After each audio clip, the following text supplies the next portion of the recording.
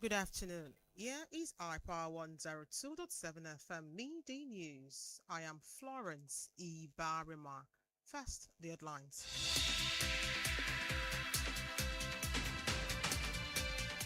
Ondo police arrest robbery suspect foils violent land clash. Tinubu appoints 26 to federal agencies and commissions. On the foreign scene, 8 die in Burundi stampede. In sport, Okoronkwo Alonso Kalu joins Super Falcons camp. Details of these and more in a moment. Please stay tuned.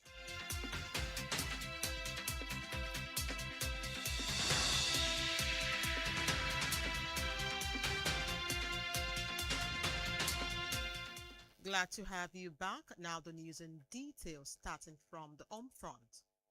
The Ondo State Police Command has arrested 3 suspected members of an interstate armed robbery syndicate and recovered an AK-47 rifle, a Beretta pistol, live ammunition, and other weapons during an intelligence-led operation. Police said the suspects were linked to a series of robberies in Ondo and Lagos State. The command added that their confessions were helping investigators to track other members of the gang. In a separate operation, police foiled a violent land dispute in Kajola, arrested 7 suspects, and recovered 2 locally made guns, cutlasses, suspected charms, acid, and other weapons. Commissioner of Police Felix Ohagu urged residents to resolve dispute through the court rather than resort to violence. President Bola Tinubu has approved the appointment of 26 officials into 10 federal government agencies and commissions and an appointment takes immediate effect. Former Ekiti State Governor Ayo Fayose was named chairman of the Rural Electrification Agency, while Major General Janad Bindawa becomes a chairman of the National Salary and Wages Commission. The president also appointed a new head for the National Population Commission, Nigerian Bulk Electricity Trading, Nigeria Automatic Energy Commission, National Center for Agricultural Mechanization, and other agencies as part of effort to strengthening public institutions. The National Agency for Food and Drug Administration and Control (NAFDAC) has blacklisted Onipharm Laboratory Limited, its managing director, directors, and associated persons over alleged regulatory violation. NAFDAC said investigations found the company engaged in regulatory misinterpretation, misrepresentation, misuse of approvals and certificates, improper production, registration, and other practices that undermines established regulatory process and pose risk to public health. The agency said the company and its associates are barred from participating in any NAFDAC-regulated pharmaceutical businesses until further notice. It added that further regulatory, administrative, and legal actions may be taken to protect public health and the integrity of Nigeria's medicine regulatory system.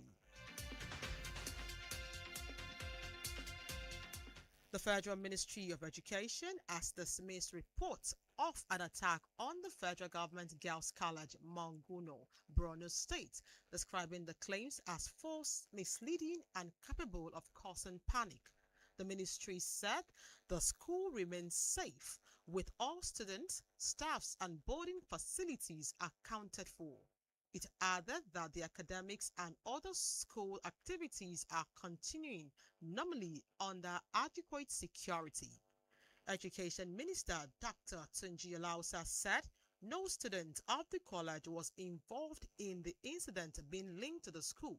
The ministry urged the public to verify information through official sources and disregard the false reports. FCCPC resumes digital lending regulations after court ruling. The Federal Competition and Consumer Protection Commission has resumed implementation of the digital, electronic, online, or non-traditional consumer lending regulation following a federal high court judgment in its favor. The court dismissed a suit filed by the Wireless Application Service Provider Association of Nigeria, upheld the validity of the regulations, and vacated an interim order that had stopped their enforcement. The FCCPC said the ruling restores its authorities to enforce the regulation. It added that the rules are designed to promote responsible lending, curbing exploitative practices, and strengthening consumer protection in Nigeria's digital lending sector. This midday news is coming to you from iPower 102.7 FM in Murili, Owo. Still to come on the foreign scene. 8 die in Burundi stampede. And in sports, Okoronkwo Alonze Kalu joins Super Falcons camp. Whether you're tuning in for breaking news, in-depth analysis, or community updates, Hyper 102.7 FM remains your most trusted source. Because when it comes to news, the truth matters. Hyper FM 102.7.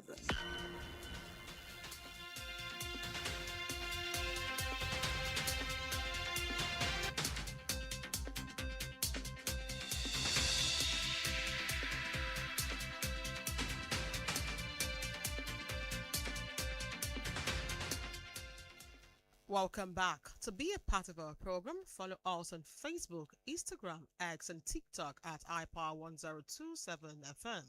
We are also on Radio Garden. Now to the foreign scene. 8 people have died and 9 others were injured in a stampede during an evangelical gathering in Bujumbura, Burundi's largest city. The incident occurred at the senior technical school in Kamegbe, where thousands had gathered to hear preacher Chris Ndikumana. Witnesses said a wall near the exit collapsed as worshippers rushed to leave after the late night service.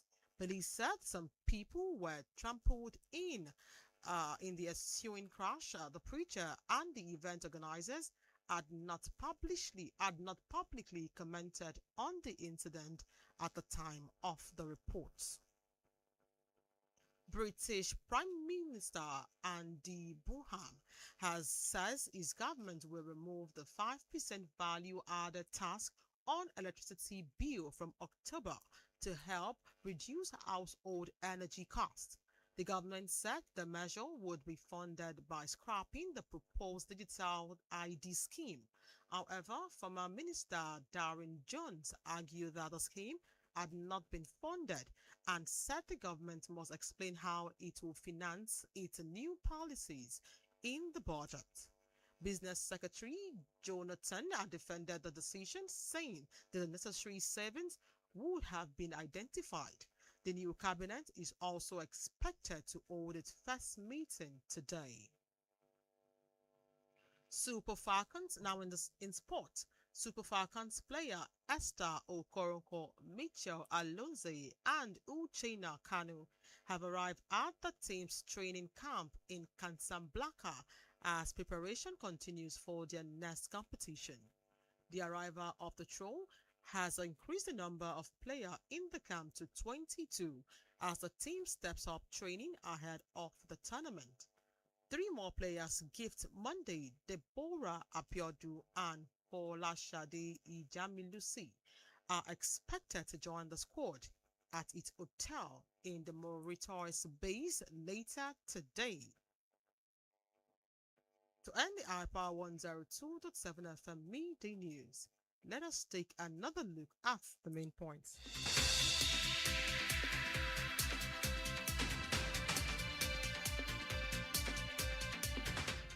We told you in the broadcast of a bulletin that the Ondo State Police Command has arrested 3 suspected members of an interstate armed robbery syndicate and recovered an AK-47 rifle, a Beretta pistol, live ammunition, and other weapons during an intelligence-led operation. We also informed you that President Bola Tinubu has approved the appointment of 26 officials into 10 federal government agencies and commissions. The appointment takes immediate effect. On the foreign scene, we informed you that 8 people have died and 9 others were injured in a stampede during an evangelical gathering in Bujumbura, Burundi's largest city. And in sport, we informed you that Super Falcons player ex-star Okoronkwo Mitchell Alonze and Uchenna Kalu have arrived at the team's training camp in Casablanca as preparations continues for their next competition. And that was the iPower 102.7 FM Midday News, edited by Akin Adebayo. I am Florence Ibarima. Many thanks for listening. Good afternoon. Ìròyìn ọjọ́ kan rí tí kò ní tàbí ṣùgbọ́n ojúlówó ìròyìn láti ìkànnì iPower 102.7 Èmùrè Òwò ẹ jẹ́ ká jọ gbọ́.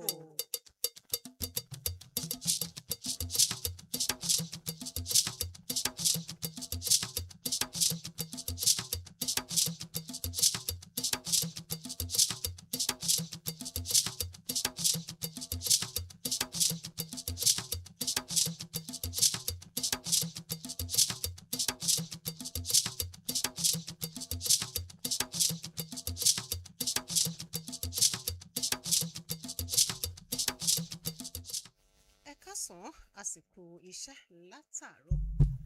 Ìròyìn ọjọ́ kan rèé láti ìkànnì iPower 102.7 FM.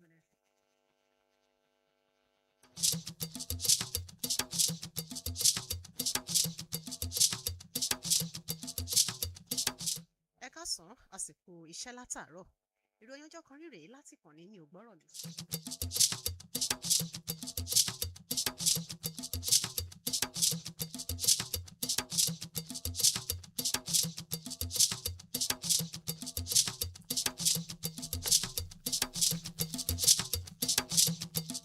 Kásán ẹsẹ̀ kò ṣẹ́ látàárọ̀ ìròyìn ọjọ́ kan rèé láti kàn ní iPower 102.7 FM tó kalẹ̀ sílùú Èmùrè Ilé níjọba ìbílẹ̀ Ọ̀wọ̀ ní ìpínlẹ̀ Ondo. Esther Bámidélé oníròyìn ṣáájú ẹ gbọ́ kókó inú ìròyìn náà.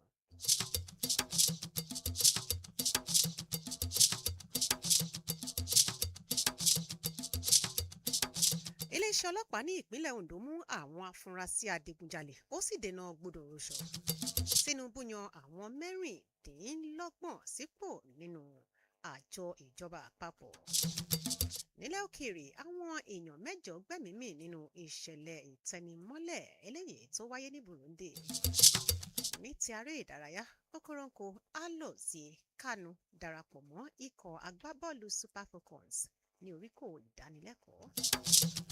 Wọ̀nyí àtàwọn ìròyìn mìíràn lẹ́ ò máa láǹfààní láti gbọ́ nígbà tí a bá lọ tí a bá padà dé. Ẹ má yín kúrò bẹ́ẹ̀. Ìròyìn náà rèé lẹ́kùnrẹ́rẹ́ bẹ̀rẹ̀ láti ìpínlẹ̀ Ondo. Iléeṣẹ́ ọlọ́pàá ní ìpínlẹ̀ Ondo ti mú àwọn 3 kan tí wọ́n fura sí pé wọ́n jẹ́ ọmọ ẹgbẹ́ adigunjalè tí wọ́n ṣọṣẹ́ ní tìbútòrò ìpínlẹ̀ yìí. Bákan náà ni wọ́n tún gba ìbọn AK-47, ìbọn kékeré ìléwọ́, àwọn tààbọn àtàwọn nǹkan mìíràn lákòókò iṣẹ́ tí wọ́n ṣe. Àwọn ọlọ́pàá wípé àwọn afurasí ọ̀hún wọ́n nípa òǹrò àkọlù ìdigunjalè tó ń wáyé ní ìpínlẹ̀ Ondo àti ìpínlẹ̀ Èkó. Wọ́n tún ṣe àfikún pé àwọn afurasí náà jẹ́wọ́ tó sì jẹ́ wípé ìjẹ́wọ́ wọn pèsè ìrànwọ́ fáwọn aṣèwádìí láti tọpinpin àwọn ọmọ ẹgbẹ́ wọn yòókù. Nínú iṣẹ́ mìíràn tí wọ́n ṣe, àwọn òṣìṣẹ́ ọlọ́pàá ló ti dènà fàákájà lórí ọ̀rọ̀ ilẹ̀ ní Kájọlà. Wọ́n kó ṣẹ̀kẹ̀ṣẹ̀kẹ̀ sáwọn afurasí 7 lọ́wọ́ tí wọ́n sì rí ìbọn àgbélẹ̀rọ 2, àwọn àdá, ohun tí wọ́n fura sí bíi oògùn abẹnugọ̀ngọ̀, omi kẹ́míkà àtàwọn nǹkan ìjà líle mìíràn. Kọmíṣánná iléeṣẹ́ ọlọ́pàá Felix Ohagu rọ àwọn aráàlú kí wọ́n fún ilé-ẹjọ́ láyè láti bá wọn parí aáwọ̀ ọ̀rọ̀ ilẹ̀ kí wọ́n sì dẹ́kun ìṣàmúlò gbọdọ̀rọ̀ṣọ. Ní báyìí, Ààrẹ Bọ́lá Tinubu ti bọwọ́ lu ìyànsípò àwọn mẹ́rìndínlọ́gbọ̀n kan sínú àwọn àjọ ìjọba tí ìyànsípò náà sì bẹ̀rẹ̀ lọ́gán.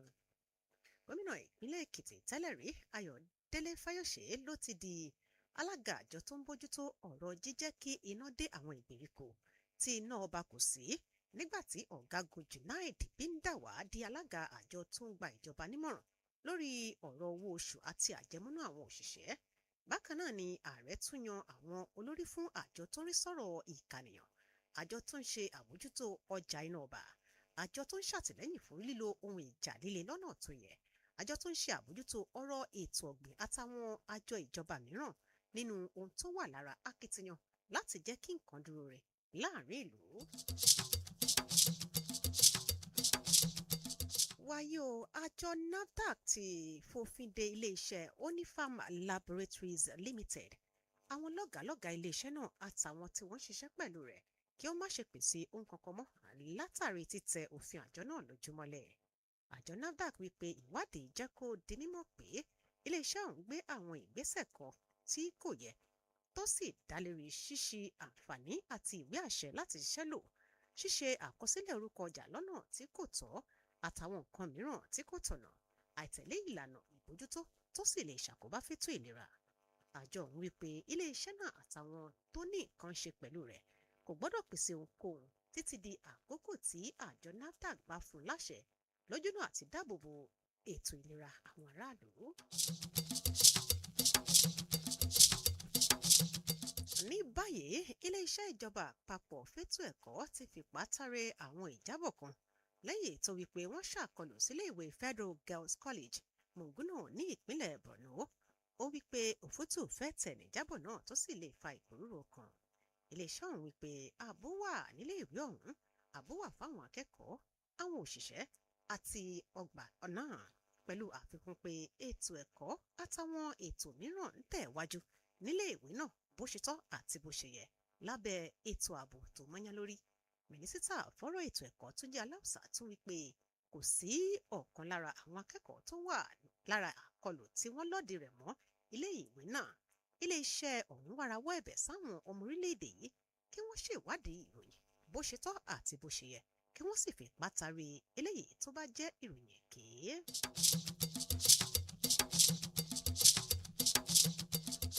Àjọ FCCPC ti bẹ̀rẹ̀ ìgbésẹ̀ bíbójútó iṣẹ́ àwọn áàpù tó ń yá àwọn èèyàn ní owó èlé lẹ́yìn ìdájọ́ ilé-ẹjọ́. Àjọ FCCPC ti dá òfin rẹ̀ padà lẹ́yìn tí ó dí àwọn ilé-iṣẹ́ owó orí ẹ̀rọ lọ́wọ́ mú lórí ọ̀rọ̀ ẹ̀yáwó èlé lẹ́yìn ìdájọ́ ilé-ẹjọ́ tó ṣe àtìlẹ́yìn fún àjọ náà. Ilé-ẹjọ́ dá ẹjọ́ ẹgbẹ́ Wireless Application Service Provider ti orílẹ̀-èdè Nàìjíríà nù.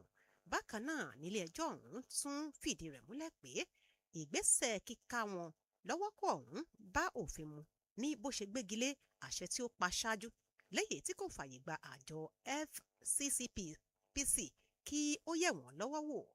Àjọ FCCPC wípé ìdájọ́ náà dá agbára wọn padà lórí ṣíṣe àbójútó ọ̀hún, pẹ̀lú àfikún pé òfin náà yóò pèsè ìrànwọ́ lórí ọ̀rọ̀ ẹ̀yáwó tí èlé rẹ̀ kò ní mú ìnira dání, dídínà àwọn ìgbésẹ̀ tí kò tọ̀nà tí yóò sì tún dáàbò bo àwọn òǹbárà lẹ́ka ètò ìyáwó orí ẹ̀rọ.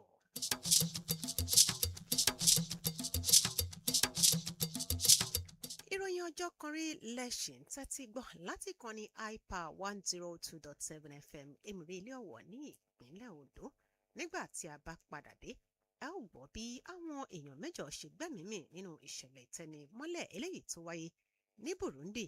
Ní ti aré ìdárayá, ẹ ó tún gbọ́ bí Okoronkwo Alozie Kanu ṣe darapọ̀ mọ́ ikọ̀ agbábọ́ọ̀lù Super Falcons ní oríkò ìdánilẹ́kọ̀ọ́. Ẹ má yí kúrò ńbẹ̀, à ń padà bọ̀ láìpẹ́.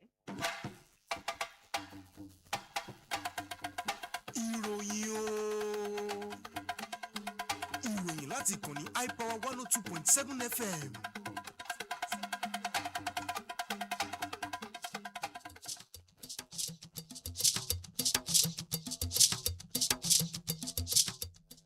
padà ẹ darapọ̀ mọ́ aláwọn ojú òpó ayélujára wa Facebook, X, Instagram, TikTok nípa gbígba ojú òpó yìí wọlé @iPower 1027 FM fún àwọn ètò wa lọ́lọ́kan òjọ̀kan. Ìyókù ìròyìn náà rèé níbi a ti kọjá lọ sílẹ̀ òkèèrè báyìí. Àwọn èèyàn 8 ló ti gbẹ́mìí táwọn 9 mìíràn sì farapa lẹ́yìn ìṣẹ̀lẹ̀ ìtẹnimọ́lẹ̀ eléyìí tó wáyé lákòókò ètò àpéjọ fún ìyìnrere kan tó wáyé ní Bujumbura tó jẹ́ ìlú tí ó tóbi jùlọ ní Burundi. Ìṣẹ̀lẹ̀ náà wáyé nílé ìwé Senior Technical School ní Kamenge níbi tí ẹgbẹ̀lẹ́gbẹ̀ péjọ sí láti gbọ́rọ̀ lẹ́nu oníwàásù Chris Ndikumana. Àwọn oṣojú mi kòrò wípé ọ̀dọ́ kan tó wà ní wọ́n wípé odi kan tó wà ní ìloro àbájáde ló dàwó ní báwọn olùjọ́sìn ṣe wà ní òróró ọkàn lẹ́yìn ètò àṣálẹ́ ọ̀hún. Àwọn ọlọ́pàá wípé àwọn kan jáde lálẹ́ lẹ́yìn tí wọ́n tẹ̀wọ̀n àwọn kan jáde láyé lẹ́yìn tí wọ́n tẹ̀wọ̀n mọ́lẹ̀ lákòókò ìpòrúurú ọ̀hún. Lákòókò ìkóròyìn yìí jọ oníwàásù ọ̀hún àtàwọn tó gbé tò náà kalẹ̀ kò tí ì fi àtẹ̀jáde kankan léde. Nílẹ̀ òkèrè síbẹ̀ olóòtú ìjọba ilẹ̀ Britain Andy Bonham ti wí pé ìṣèjọba òun yóò yọ 5% àfikún owó iná mọ̀nàmọ́ná kúrò bẹ̀rẹ̀ lóṣù kẹwàá lójúnà àti mú àdínkù bá ìnira táwọn èèyàn kojú tí wọ́n ń lo iná nínú ilé. Ìjọba òun ṣàlàyé pé wọn yóò fi owó tí wọ́n bá rí lórí káàdì ìdánimọ̀ orí ẹ̀rọ tí wọ́n pèrò rẹ̀ rọ́pò owó iná ọ̀hún. Ṣùgbọ́n mínísítà tẹ́lẹ̀ rí Darren Jones jẹ́ níyàn pé ètò náà kò ní owó kan síbì kan tẹ́lẹ̀ tó sì wípé ìjọba nílò láti ṣàlàyé ọ̀nà tí yóò gbé gbà láti san àwọn owó ètò tuntun náà nínú ètò ìṣúná. Akọ̀wé lórí ọ̀rọ̀ okòwò Jonathan Reynolds ṣègbè lẹ́yìn ìpinnu yìí ní bó ṣe wípé wọ́n ti mọ owó tí wọ́n fi pamọ́ tẹ́lẹ̀. Bákan náà ni ìwòye wà pé kí ìgbìmọ̀ àṣejọba tuntun ọ̀hún ṣe ìpàdé àkọ́kọ́ rẹ̀ kílẹ̀ òní ó tó ṣú. Ní ti ìròyìn aré ìdárayá, àwọn agbábọ́ọ̀lù fún ikọ̀ Super Falcons Esther Okoronkwo, Michelle Alozie àti Uchenna Kanu ni wọ́n ti dé sí àgọ́ tí ikọ̀ náà ti ń ṣe ìdánilẹ́kọ̀ọ́ ní Casablanca níbi ìgbáradì ṣe ń gbilẹ̀ sí fún ìfẹsẹ̀wọnsẹ̀ wọn tó ń bọ̀ lọ́nà. Bí àwọn agbábọ́ọ̀lù mẹ́ta ọ̀hún ṣe darapọ̀ mọ́ wọn lóríkò ìdánilẹ́kọ̀ọ́ náà ló jẹ́ kí òǹkà àwọn agbábọ́ọ̀lù ọ̀hún di 22 ní bí àwọn ikọ̀ agbábọ́ọ̀lù ṣe mú ìgbáradì wọn ní kíkan fún ìdíje ọ̀hún. Àwọn agbábọ́ọ̀lù mẹ́ta mìíràn ìyẹn Gift Monday, Deborah Abiodun àti Fọláṣadé Ìjámilúsì ní ìwòye wà pé wọn yóò darapọ̀ mọ́ wọn ní oríkò ìdánilẹ́kọ̀ọ́ náà kí alẹ́ òní ó tó lẹ̀.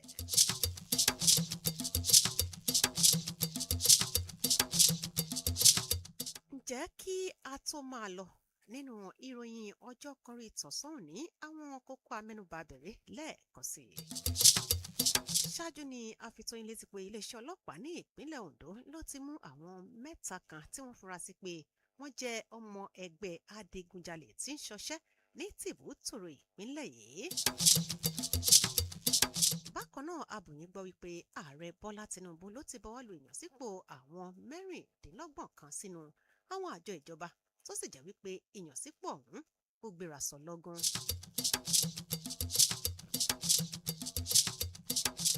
Nílẹ̀ òkèèrè abùyín gbọ́ wípé àwọn èèyàn 8 ló ti gbẹ́mìí táwọn 9 mìíràn sì farapa lẹ́yìn ìṣẹ̀lẹ̀ ìtẹnimọ́lẹ̀ eléyìí tó wáyé lákòókò ètò àpéjọ fún ìyìnrere kan tó wáyé ní Bujumbura tó jẹ́ ìlú tí ó tóbi jùlọ ní Burundi.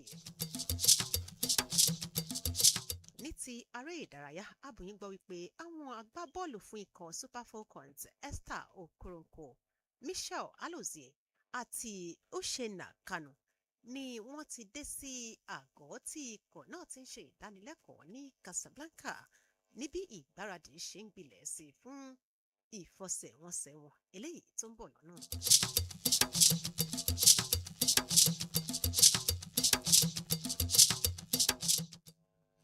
Ìròyìn ọjọ́ kan rí tọ̀sán òní tí Alaba Adéyẹmí jẹ́ olóòtú rẹ̀ kò ní jù báyìí lọ. ló kọ àwọn tí ó ṣàtìlẹ́yìn fún ní yàrá rẹ̀ lèmi Esther Bámidélé tó tún palẹ̀